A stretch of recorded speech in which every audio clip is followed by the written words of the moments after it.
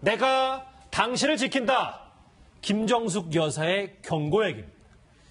뭐 심각한 경고는 아니고요. 이 파격 토크쇼 형식의 대국민 보고대회가 어제 있었습니다.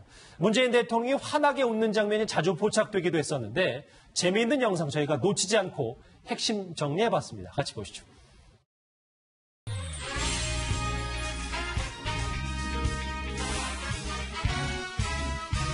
걷기만 걷게 해줄게. 걸렸어. 100일 동안 점점 나이 들어가신다는 댓글을 봤거든요. 오늘도 여기 힘들긴 하죠. 신인들도 굉장히 힘들었다는 얘기를 들었습니다. 훨씬 많은 부분은 사실 점점 이용자들에 대한 그런 얘기가 안경도 그렇고 백발도 그렇고 문재인 대통령 여동생 아닌가라는 얘기를 들었거든요. 네, 영광입니다. 아재 개그의 대명사이시거든요. 승부란 겁니다. 저는 너무 견제해가지고 이 자리가 단맛입니까? 청년들 말이 아닙니다. 역사 유물이 발견된 곳에는 건물을 짓지 못하게 해서 지금 손이 정말 1000개가 있었으면 1000개가 해야 될 상황이었습니다. 네, 사실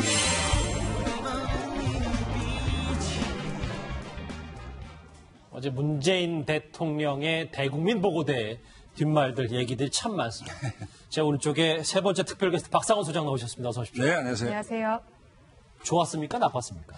문재인 대통령과 지지자들은 꽃길을 걷고 있죠, 지금. 뭐 아주 아름다운 꽃길을 걷고 있는데 총평을 하자면 어쨌든 뭐 전 정권과 대비를 하면 이런 부분들은 탁월하다. 그래 봐야 되는데 근데 과유불급이라는 얘기가 있죠. 취임 100일 이후에 뭐 기자들하고 청와대에서 대통령하고 기자 시나리오 없이 기자회견을 하고 다음날 이걸 했는데 비판하려고 비판하는 것이 아니라 이런 형태의 보여주기는 좀 더 좀 절제될 필요가 있겠다. 이것만 보인다라는 얘기가 있습니다. 진짜 소통은 입장이 다른 사람들, 비판하는 사람들을 경청하고 그것과 토론하는 것이 소통일 텐데 어쨌든 뭐 기획 자체는 굉장히 훌륭해 보이지만 계속 반복됐을 때 이 효과가 얼마나 오래 갈 것인가 이런 뭐 의구심도 있을 수 있다고 저는 봅니다. 왜냐하면 교수님. 격이 없는 직접 소통은 좋지만 너무 뭐 야당에서는 시쳇말로 짜가지는 고스톱 아니냐 뭐 이런 얘기까지 있었어요. 야당에서는 좀 부럽기도 하고 셈도 좀 나겠죠. 뭐 솔직하게 그렇지 않습니까? 이제 그런데 그렇게는 표현을 못하고 다른 형식으로 이제 비판을 한다고 봅니다. 그러나 그 비판도 부분적으로는 일리가 있고 또 받아들여야 될 거라고 봅니다. 다만 제가 약간의 이제 변명을 해드린다면은 광화문 1번지에서 국민 인수위라는 걸 그때 취임하자마자 만들었습니다.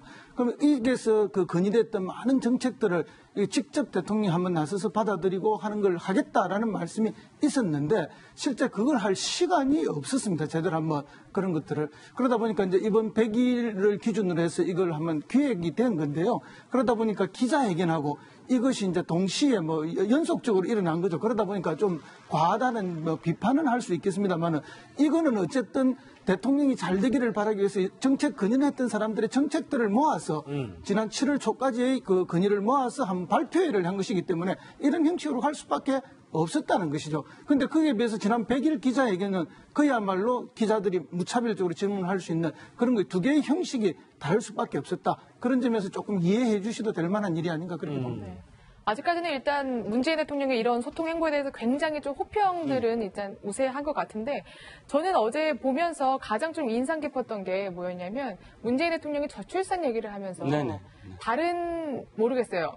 그 대통령이 직접 자신의 아들, 딸 사례를 들면서 얘기를 하니까 조금 더 그래도 대통령이 직접 겪고 있는 만큼 이거를 좀 잘 보살피겠구나, 잘 좀 해결을 하겠구나 이런 좀 믿음이 가더라고요. 예, 어저께 행사 자체가 장관들도 역시 마찬가지였어요. 장관들도 굉장히 쉬운 사례로 쉽게 이야기를 했습니다. 어떠한 질문에도. 이번 대통령도 마찬가지였죠.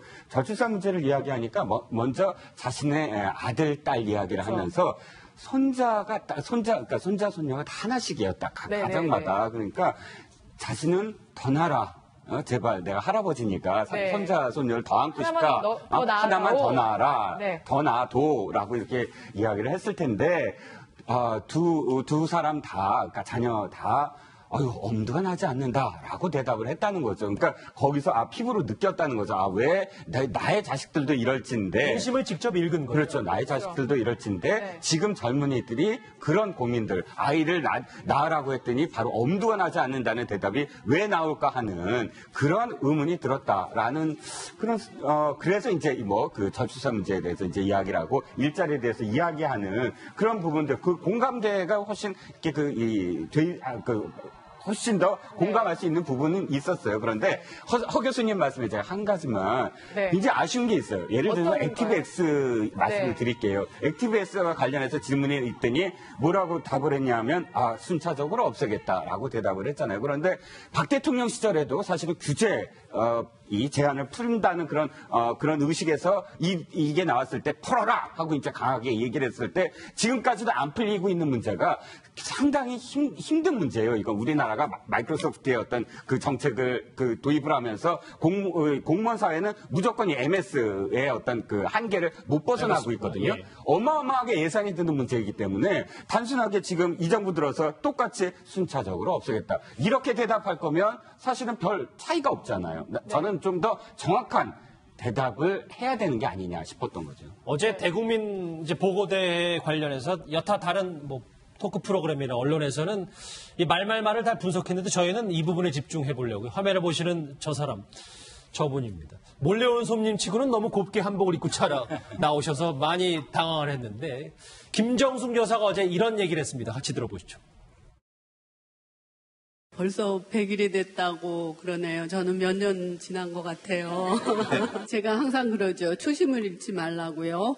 요번에 100일 끝나고 난 다음에 조금 국민들의 평가가 좋아서 조금 느슨해지지 않을까 그런 생각을 해서요. 오늘 취임해서 처음 일을 시작하는 마음으로 초심을 잃지 말고 꼭 그렇게 하셔야 됩니다. 내가 그렇게 꼭 당신을 지키겠습니다. 나 자신도 지키고.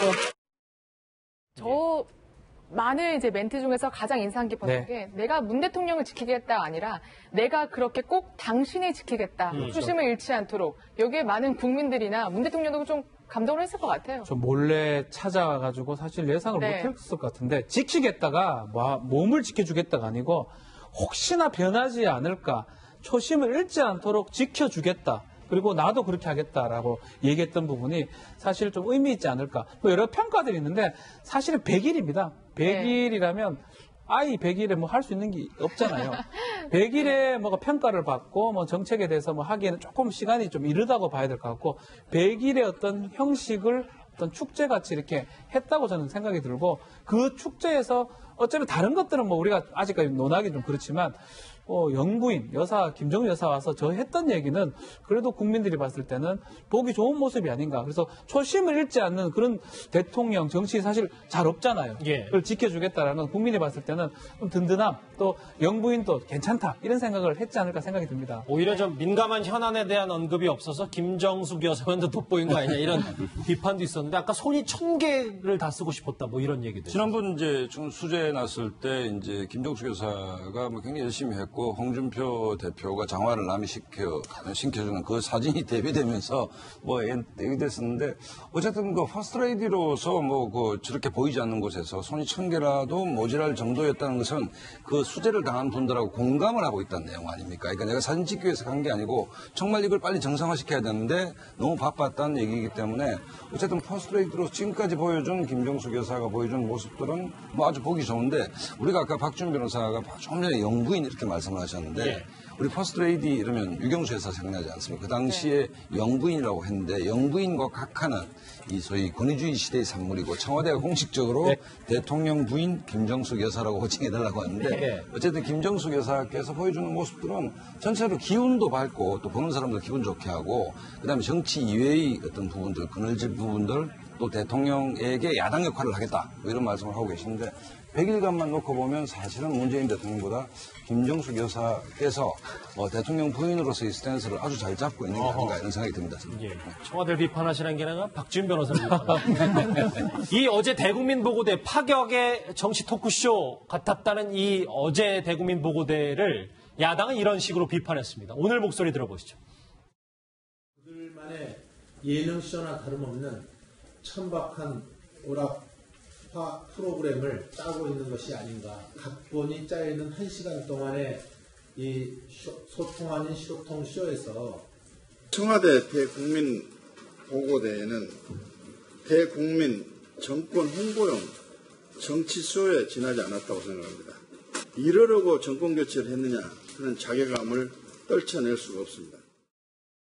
한 목소리로 정치쇼다, 소통쇼다 이렇게 비판을 하고 있네요. 저한테 어려운 질문이 자꾸 나네요.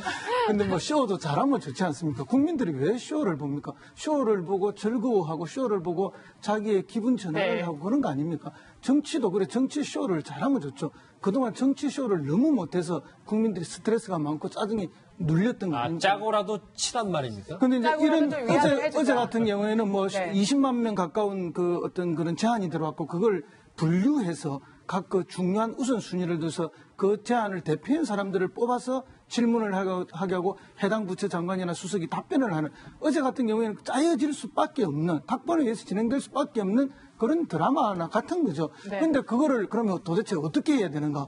달리 할 수 있는 방법이 없지 않습니까? 물론 진행자가 뭐 몰래 왔습니다 하고 이제 김 여사를 소개한 부분은 몰래 온 건 아니죠. 미리 준비된 건데 이제 그런 면에서는 뭐 조금 말이 과한 그런 거는 있다 하더라도 실제 이제 정치라는 게 이렇게 잘 자기를 홍보하는 것도 정권이 자기가 해야 될 역할 중에 하나예요. 자기가 한 정책, 자기가 할 정책에 대해서 홍보를 못하고 국민들과 소통이 안 되면 그것도 무능한 거라고 저는 봅니다. 그래서 이것을 너무 저렇게 비판만 하는 것이 과연 공감이 가는 것인가 하는 그러니까 지적하지 않을 수가 없어요. 정권 차원에서 기획을 잘해서 홍보 잘하는 거 당연하죠. 근데 제가 좀 아쉬운 것은 뭔가 하면 뭐 청와대의 이 지시에서 되지는 않았겠지만 기중한 전파 낭비가 너무 많았다. 예를 들어 공중파 3사부터 종합편성 채널까지 8시부터 9시까지 이거 아니면 거의 볼 게 없는 뭐 그런 상황이었는데 차라리 그렇다면 지지청과 이런 광화문 1분가 행사를 한다면 방송을 절제하고 유튜브를 통해서 내보냈으면 어땠을까라는 생각도 좀 듭니다. 그런 부분에서 좀 섬세하게. 그러니까 100일간에 나를 당선시켜준 지지청과 정말 파티를 한번 하고 싶다면 거기서 대통령과 진솔한 소통을 하고 싶다면 그걸 잘 제작해서 유튜브라든지 다른 SNS를 통해서 날렸으면 어떻겠을까 하는 아쉬움이 있고 그 시간대에 보고 싶지 않은 국민도 채널 틀면 이것만 나오고 있기 때문에 봐야 되는 것 아닙니까? 그것도 일종의 또 폭력일 수도 있다. 그러니까 그런 부분에 대해서 좀 세심함이 필요할 것 같은 생각이 듭니다. 이 민감한 현안 얘기는 쏙 빠졌기 때문에 여러 가지 비판도 있는데 드디어 오늘 문 대통령이 살충제 계란 관련해서 이런 입장을 처음으로 밝혔습니다. 들어보시죠. 살충제 계란 파동으로 국민들께 불안과 염려를 끼쳐드린 데 대해 매우 송구스럽게 생각합니다. 관계기관 간에 손발이 맞지 않는 모습이 있었고 또 발표에도 사고가 있었던 것이 국민들의 불안을 더욱 심화시키는 면이 있습니다. 국민들께서 더 이상 불안해하지 않도록 전수조사에 대한 보안 등 그들 과정을 소상히 알려 신뢰가 회복될 수 있도록 해주시기 바랍니다.